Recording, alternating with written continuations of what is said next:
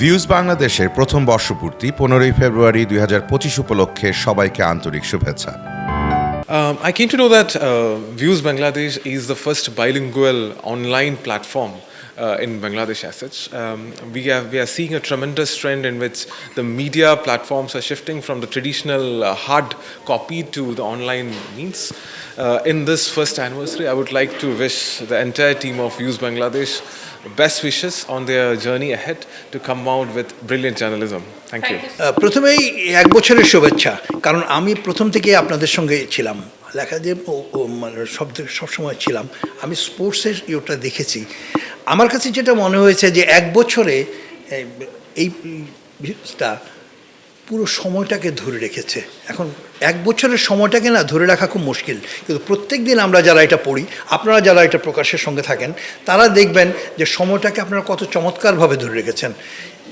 ইমপ্রুভমেন্টের কথা যদি চিন্তা করেন, বাংলাদেশে অনেক প্রেক্ষাপটে সমস্যা হয়, কিন্তু এইখানে না অনেক কিছু যেটা করতে পেরেছেন আপনারা এই ইয়েতে, সেটা হয়েছে যে আপনারা সবসময় না লেখকদের পুরোপুরি স্বাধীনতা দিয়েছেন, যেটা আমার কাছে মনে হয়েছে। কারণ আমি অনেক সময় আমি বিভিন্ন পত্রিকা কলাম লিখি বা দেশের বাইরেও লিখি, তো ওইখানে আমি দেখেছি যে সব জায়গাতে যেই অবস্থায়, কিন্তু আপনাদের এই ক্ষেত্রে একটা জিনিস আমার মনে হয়েছে যে আপনারা you are in the right track, because right track এর জন্য। আর দ্বিতীয় কথা হয়েছে যে যারা নতুন করে জয়েন করেছেন, যারা প্রথম দিকে ছিলেন না এবং নতুন দিকে জয়েন করেছেন, আমি অনেককে দেখেছি এসে এটা ভালো অবস্থায় এগিয়েছে। বিদেশে কিন্তু এটার খুব ভালো অবস্থান আছে। আপনাদের সঙ্গে যে আপনারা কথা বলতে দিচ্ছেন বলে এটা বলছি না, বিদেশে কিন্তু আপনাদের অনেক আছে। এই ধরনের কিন্তু বাংলাদেশে করা হয়নি। প্রথম দিন যেদিন শুরু হয়েছিল, তখন আমরা চিন্তা করছিলাম যে, আমি নিজে ভেবেছি, আমি ইভেন স্যারকে একদিন বলেছি, আবুল কাসেম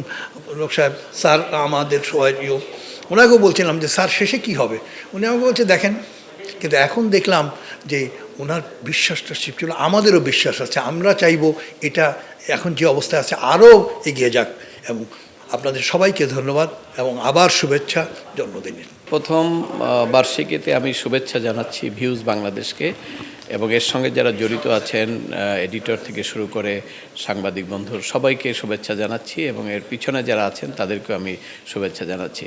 দেখুন, আমাদের দেশের মিডিয়া জগতে একটি সবচেয়ে বড় যে সমস্যা, সেটি হলো যে আমাদের তুলনার চেয়ে প্রয়োজনের চেয়ে সংখ্যাটা অনেক বেশি হয়ে গেছে এবং যার ফলে এই হঠাৎ বিবর্তনের কারণে অনেক জায়গায় কিন্তু আপনার অভিজ্ঞ বিভিন্ন সেক্টরে ক্যামেরাম্যান বলেন, সাংবাদিক বলেন, সব জায়গায় যে অভিজ্ঞতা সম্পন্ন লোকের দরকার ছিল, সেটি কিন্তু কিছুটা ঘাটতি আছে।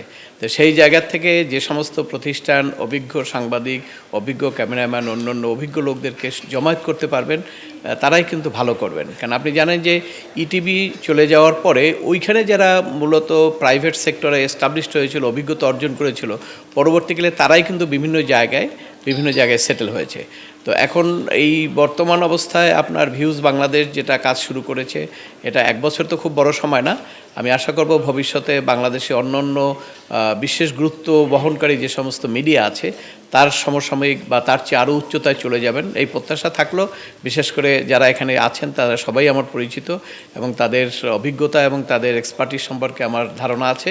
অথবা ওই প্রত্যাশাই করি যে তারা ভবিষ্যতে অনেক ভালো করবেন।